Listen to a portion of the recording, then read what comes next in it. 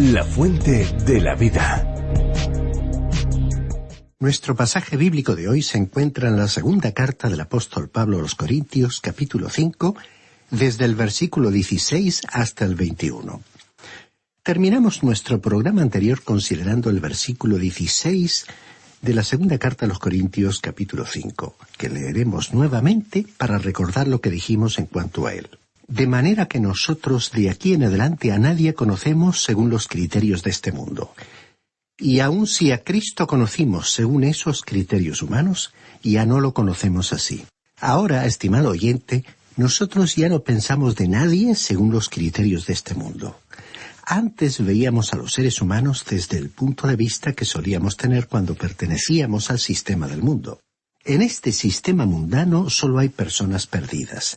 En otras palabras, no evaluamos a las personas por sus antecedentes raciales, sociales o intelectuales. Sabemos que de acuerdo a la vieja naturaleza humana están perdidas al estar sin Cristo. Pero Cristo murió por todas ellas, indiferentemente del nivel que ocupen en la sociedad y de lo que de ellas se piense desde un punto de vista humano. El apóstol Santiago escribió sobre esto en el 2º capítulo de su epístola. Él dijo que estaba mal dar en una congregación el lugar de honor a una persona adinerada que se acercase con un anillo en su mano y vestida con ropa cara, mientras que a una persona pobremente vestida se la colocaba en un lugar poco visible. ¿Por qué?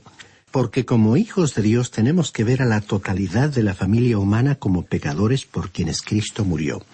Incluso la línea entre judíos y no judíos ha sido borrada. Todos los miembros de la raza humana son pecadores delante de Dios. La única solución para todos es aceptar el mensaje del Evangelio de Jesucristo. Así que todos están en el mismo nivel.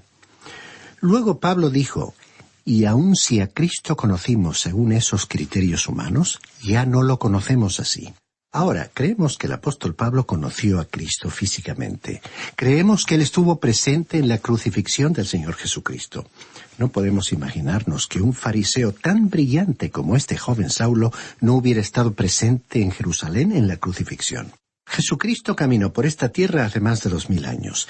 Nació en Belén, se crió en Nazaret, caminó por Galilea, comenzó su ministerio en Caná de Galilea, fue a Jerusalén, murió allí en una cruz, fue sepultado fuera de la ciudad en la tumba de José, resucitó al tercer día, apareció a los suyos y regresó al cielo.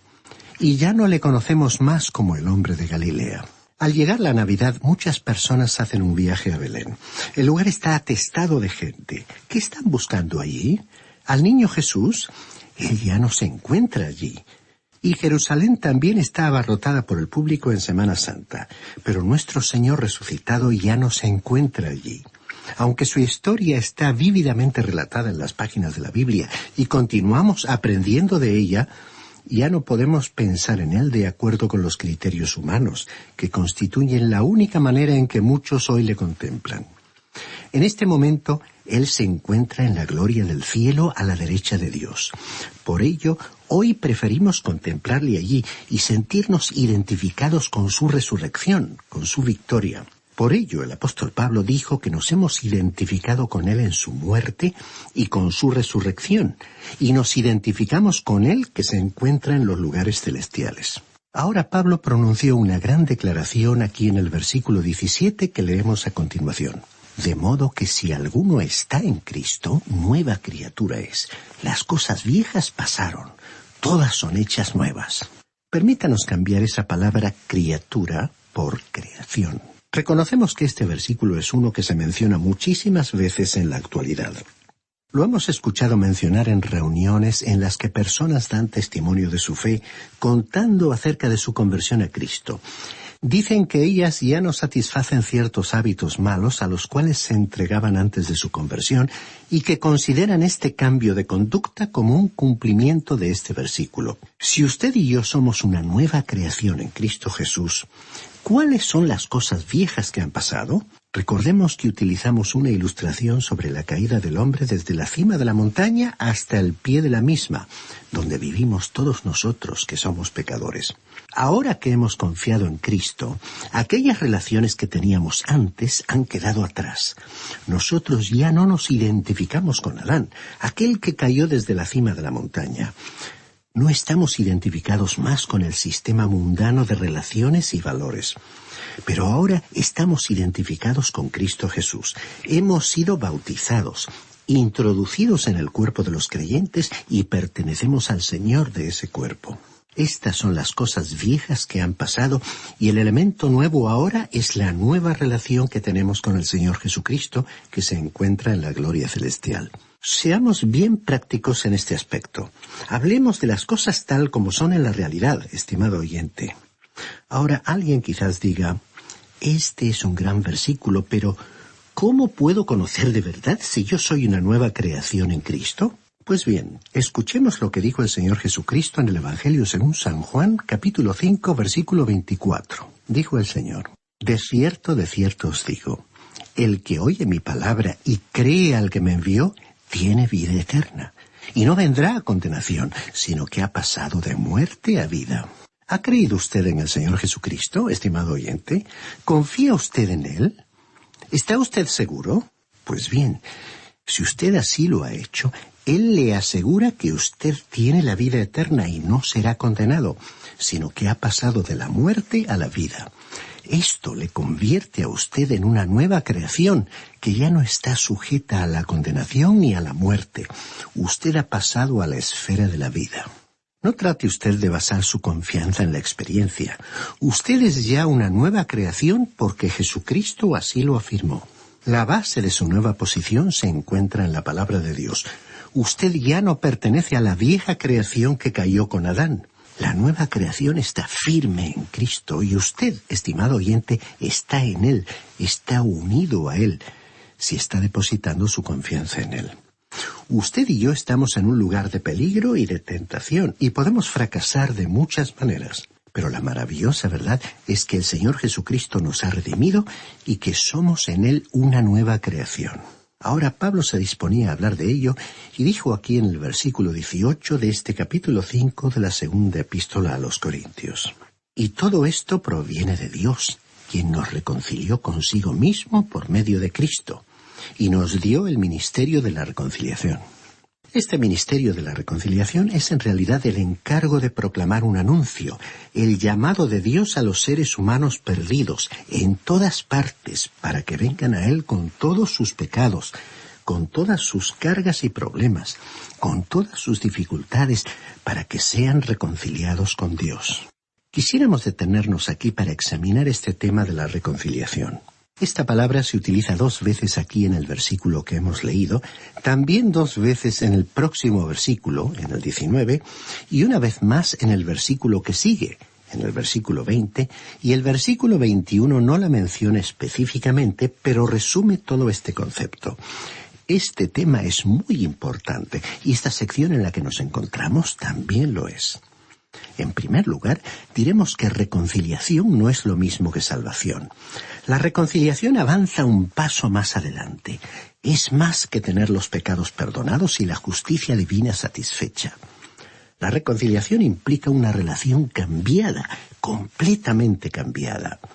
Significa cambiar algo de adentro hacia afuera, de arriba hacia abajo. De modo que si alguno está en Cristo, es una nueva creación. Veamos ahora que hay un aspecto de la reconciliación desde el punto de vista de Dios. Él es el que efectuó la reconciliación. Recordemos la frase, Dios, quien nos reconcilió consigo mismo por medio de Cristo. Frase repetida en el versículo siguiente, el 19, que dice así. Dios estaba en Cristo reconciliando consigo mismo al mundo, no tomándoles en cuenta a los hombres sus pecados, y nos encargó a nosotros la palabra de la reconciliación. La reconciliación es el ministerio de cambiar completamente. Pero ¿quién está cambiando completamente? Dios nunca cambia. Él es el mismo ayer, hoy y por siempre. Pero aquí dice que Él nos ha reconciliado consigo mismo. Literalmente dice que Dios estaba en Cristo reconciliando consigo mismo al mundo. Es el mundo el que ha sido reconciliado. Dios ha reconciliado al mundo. Al observar al mundo vemos que continúa como siempre, por su camino pecaminoso. Cada persona se apartó de Dios siguiendo por su propio camino, según dijo el profeta Isaías. Pero es por medio de Cristo que el mundo es reconciliado con Dios, es decir, es reconciliado con Dios por la muerte de Cristo.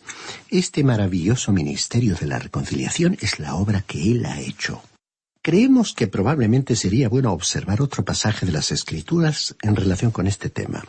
Vamos a leer los versículos 20 al 22 de la Epístola a los Colosenses, capítulo 1. Dice allí: y por medio de él reconciliar consigo todas las cosas, ya sea las que están en la tierra o las que están en los cielos, habiendo hecho la paz mediante la sangre de su cruz.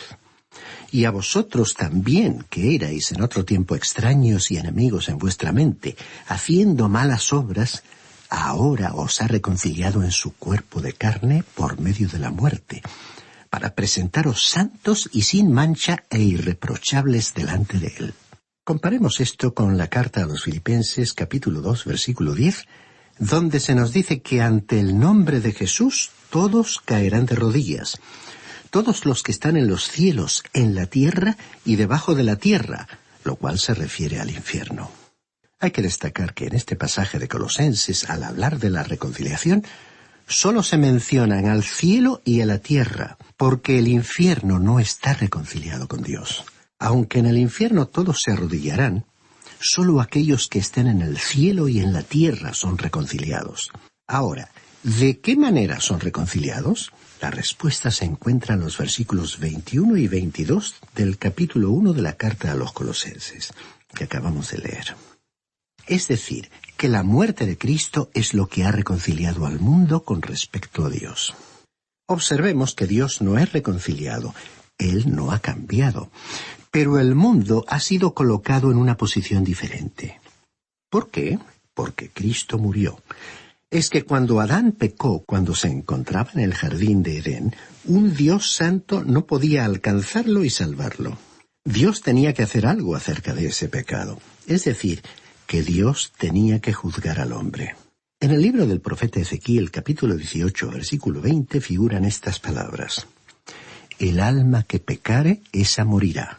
Y Dios le había dicho a Adán que el día en que él comiera de ese fruto prohibido, moriría. Pues bien, él murió espiritualmente ese mismo día.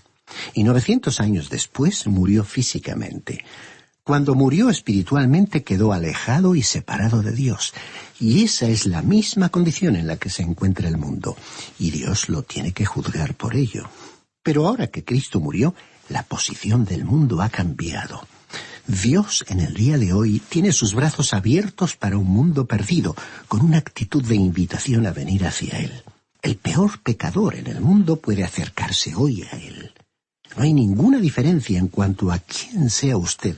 Usted puede venir a Él. Como Cristo murió, un Dios santo ya no se muestra dispuesto a condenarnos, sino que se acercó para salvar a todos aquellos que vinieran a Él. Jesucristo llevó sobre sí mismo el juicio y condenación del pecado, de manera que el mundo ha sido reconciliado con respecto a Dios. Usted no tiene que hacer nada para ganarse el favor de Dios. Él no está enfadado con usted ni le detesta. Por el contrario, Dios le ama. Y Cristo no vino al mundo para cargar los pecados del hombre en su cuenta, sino para pagar la deuda del hombre. ¿Recuerda usted lo que ocurrió con esa mujer que fue llevada ante el Señor Jesucristo, según el capítulo 8 del Evangelio según San Juan? ¿Recuerda usted lo que el Señor le dijo a ese grupo de líderes religiosos hipócritas?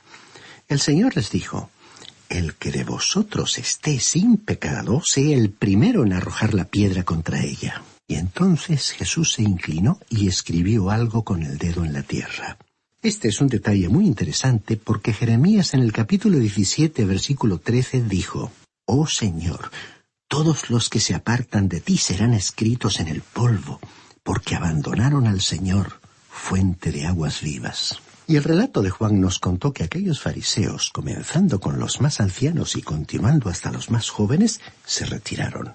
Los de más edad quizás tenían un poco más de sentido común que los jóvenes, que se quedaron allí un poco más.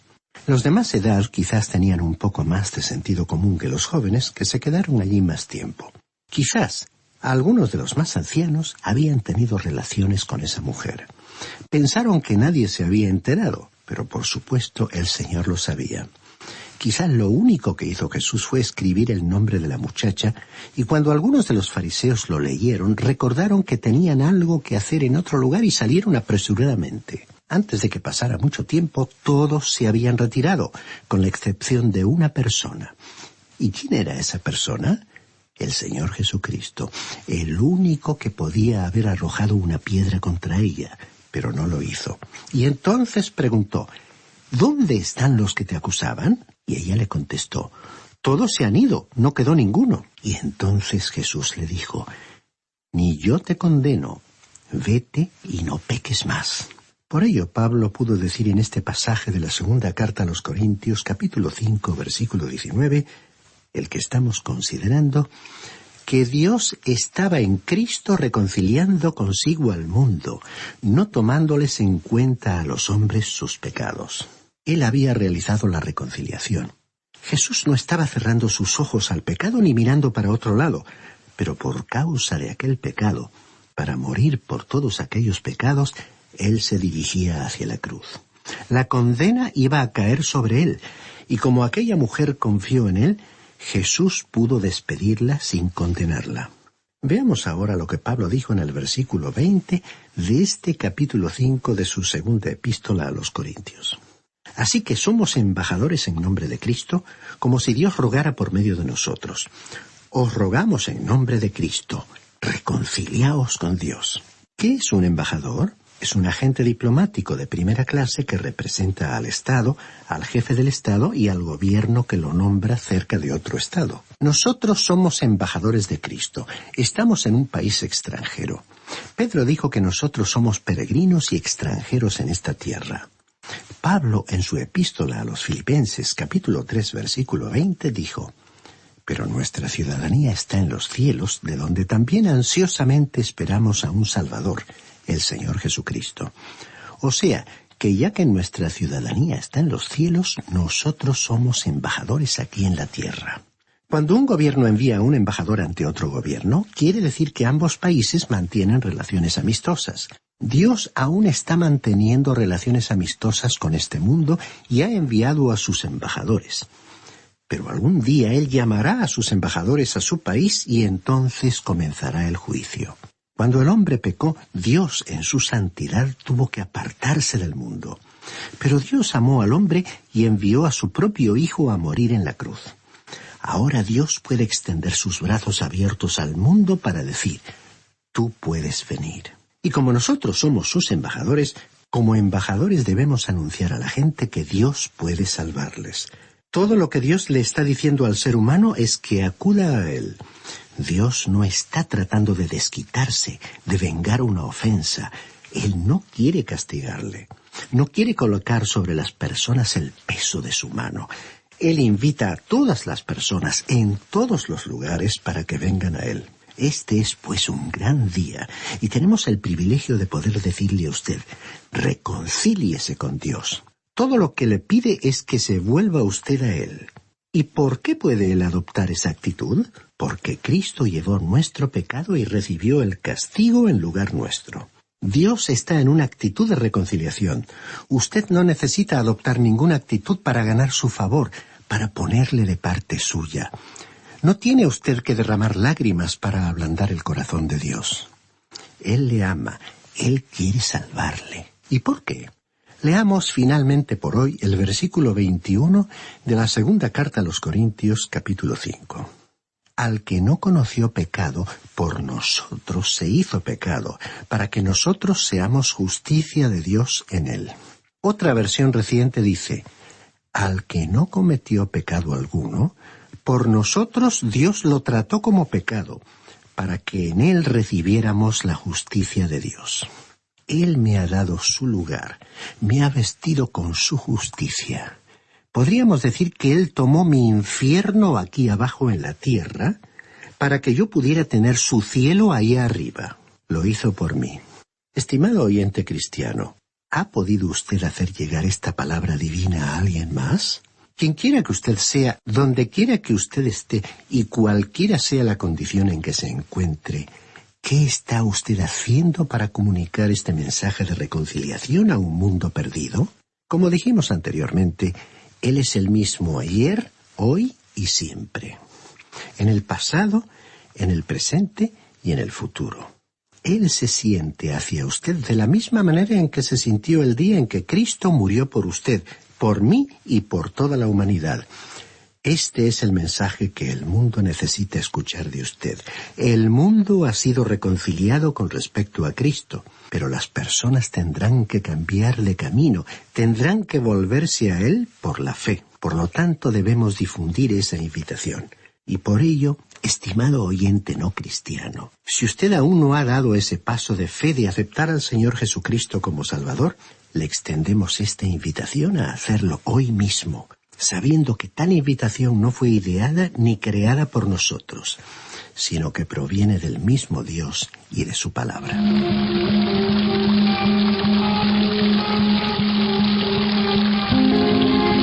En la segunda carta del apóstol Pablo a los Corintios, hoy estudiaremos el capítulo 6, versículos 1 al 10.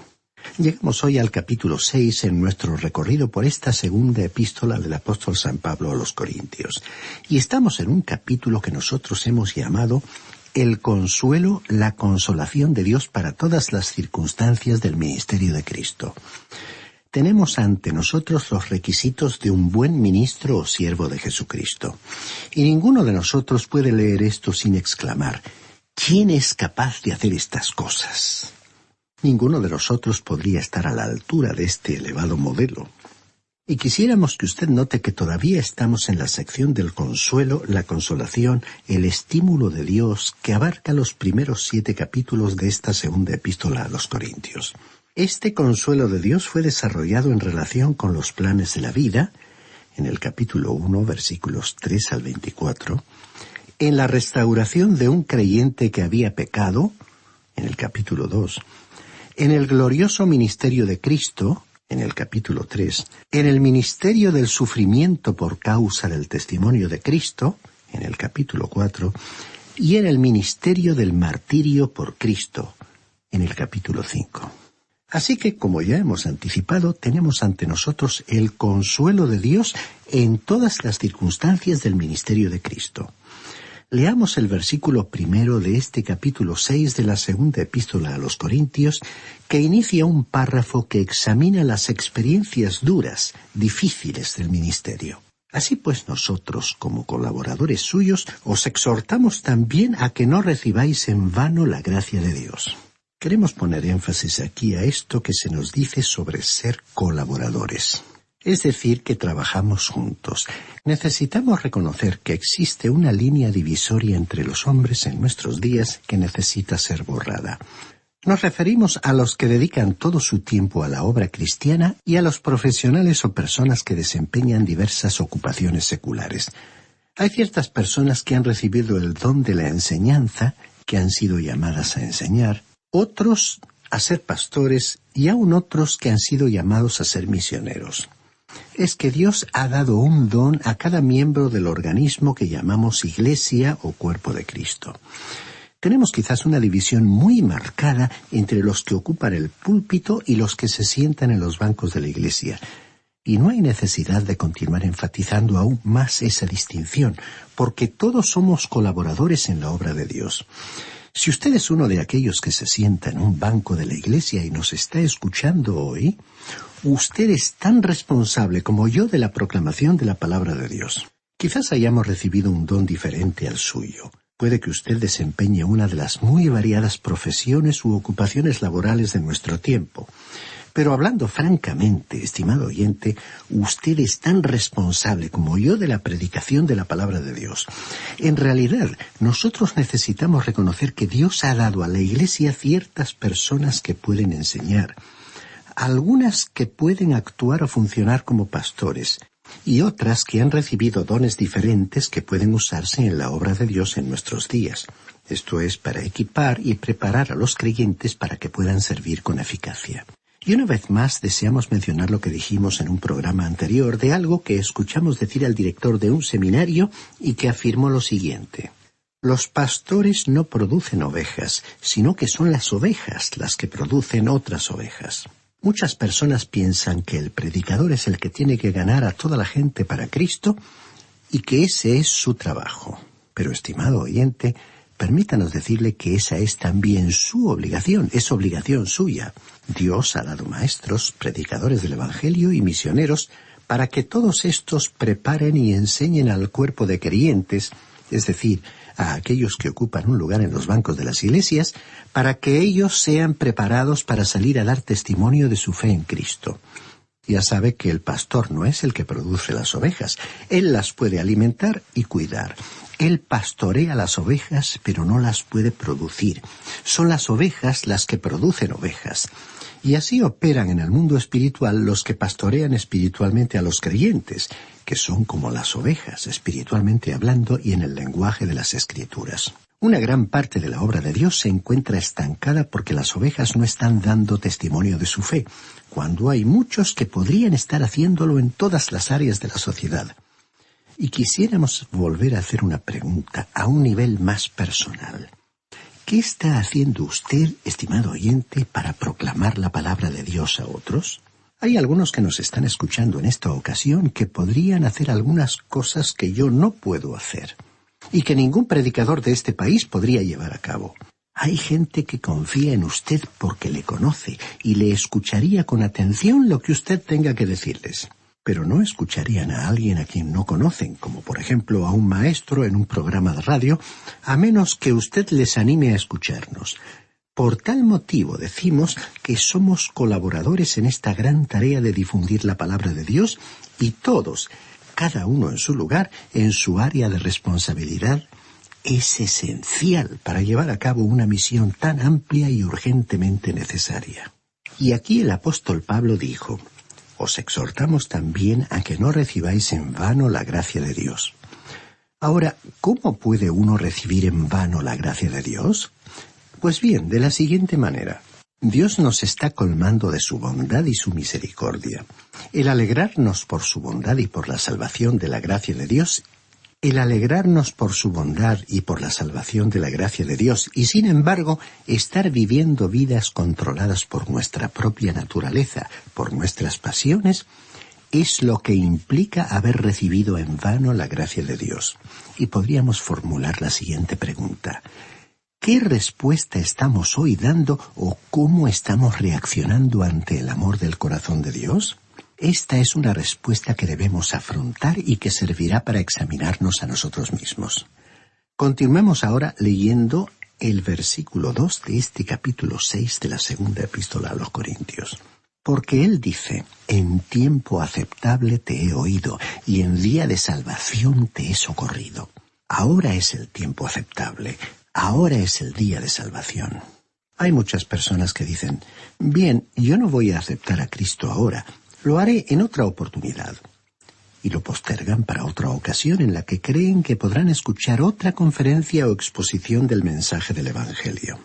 Ahora, estimado oyente, yo no sé quién es usted, dónde está o en qué condición se encuentra en este momento. Pero si usted aún no es salvo y me está escuchando, para usted ahora es el tiempo aceptable. Este preciso instante es el momento oportuno.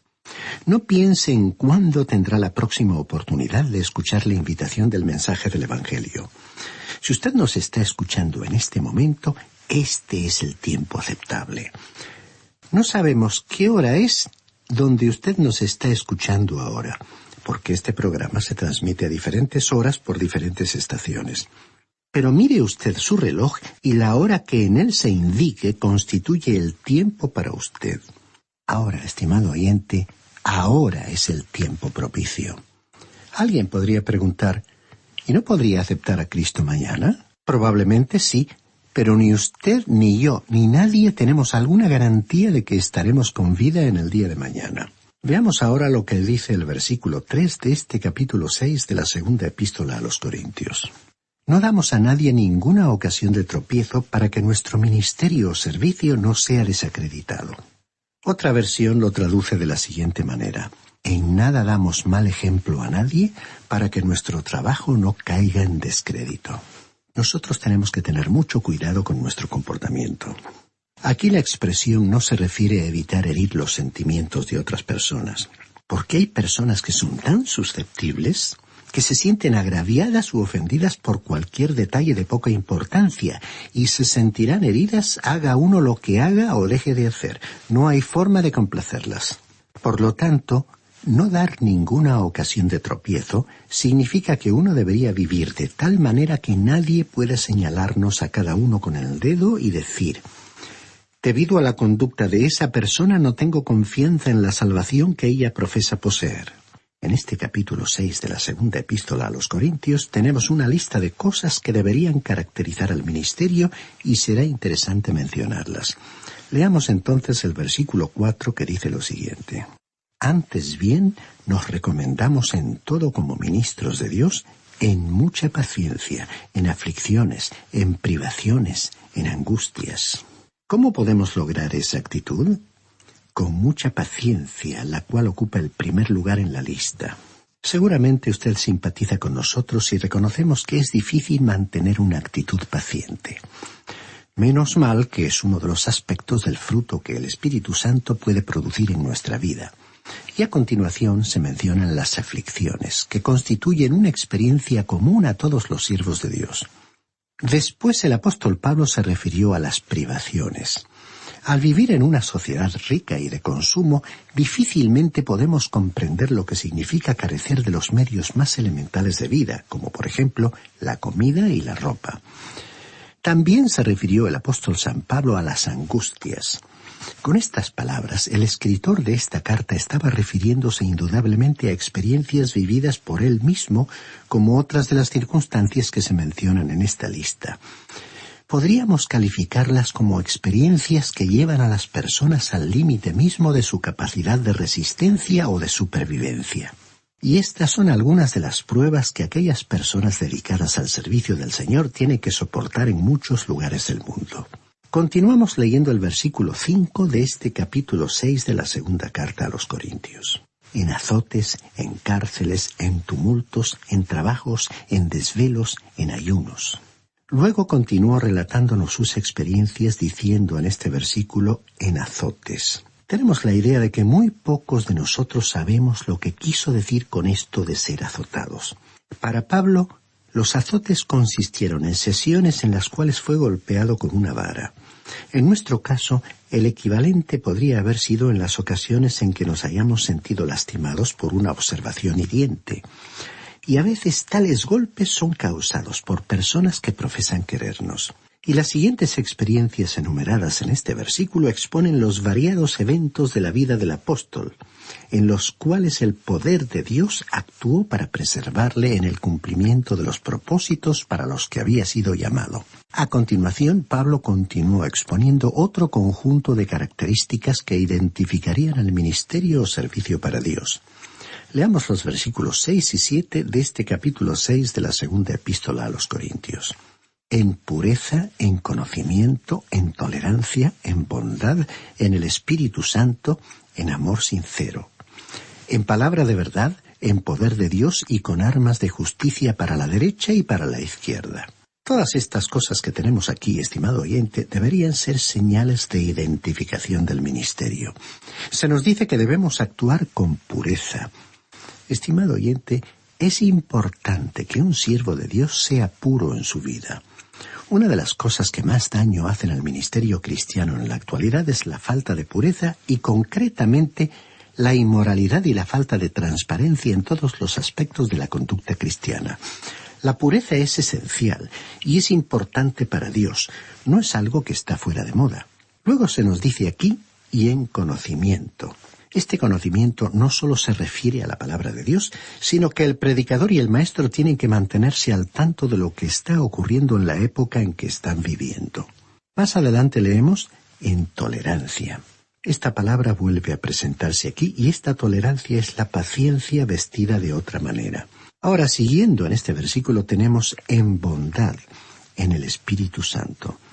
Y que Dios tenga misericordia de cualquier predicador, pastor o maestro que trate de predicar sin la guía e inspiración del Espíritu de Dios. Eso es lo que más nos preocupa sobre todas las otras cosas.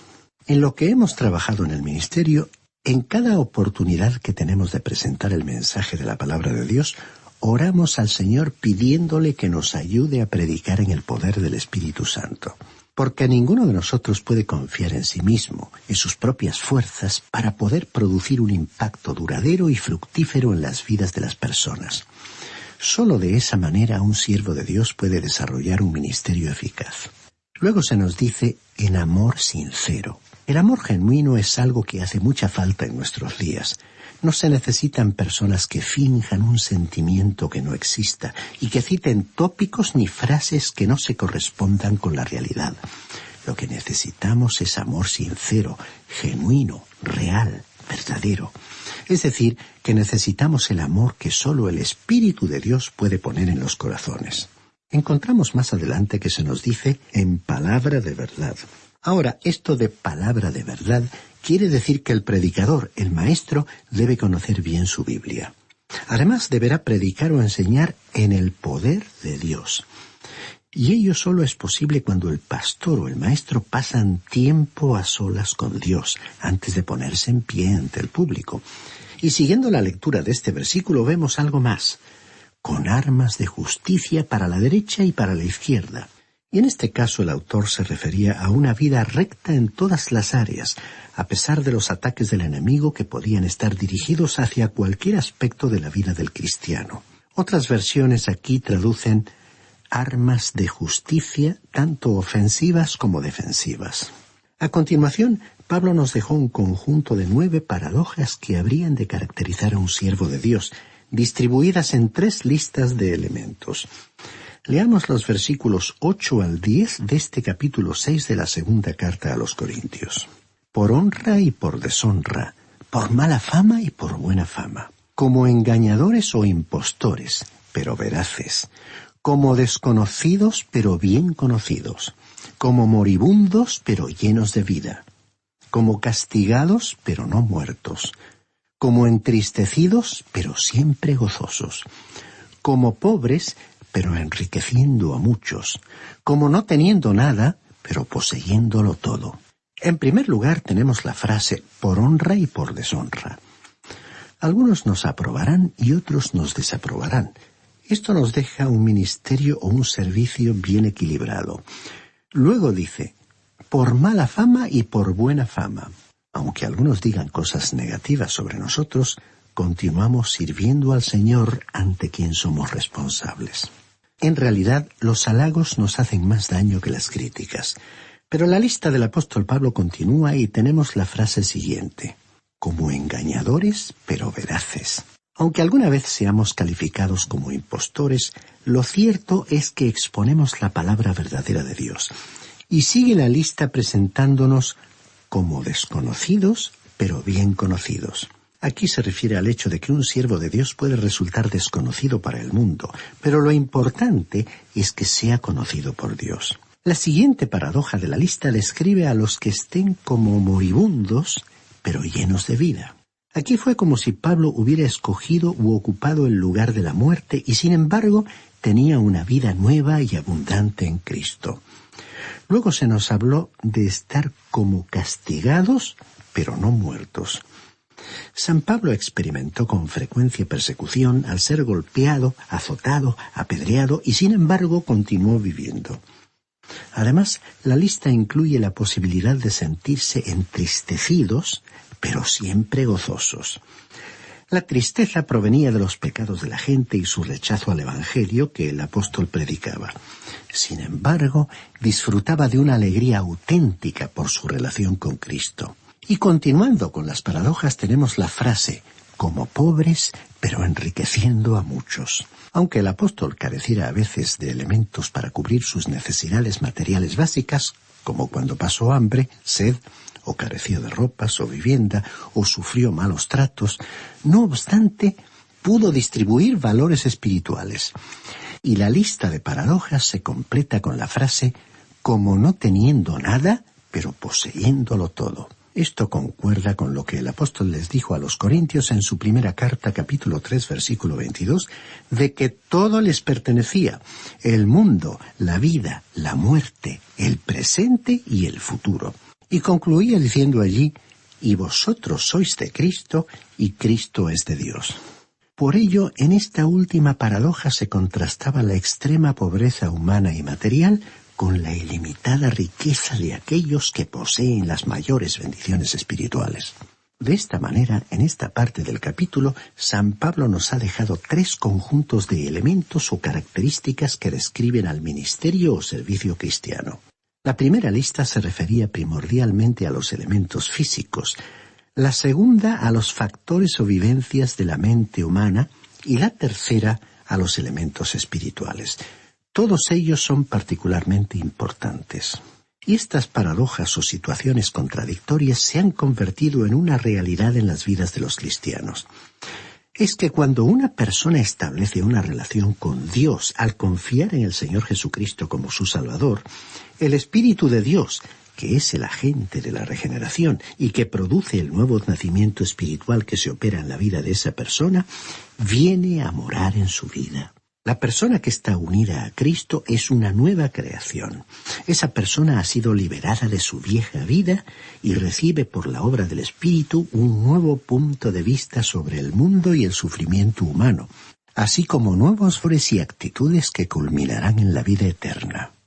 Estimado oyente, le invitamos a entrar en esta nueva dimensión que le permitirá vivir en esta tierra un anticipo de la eternidad.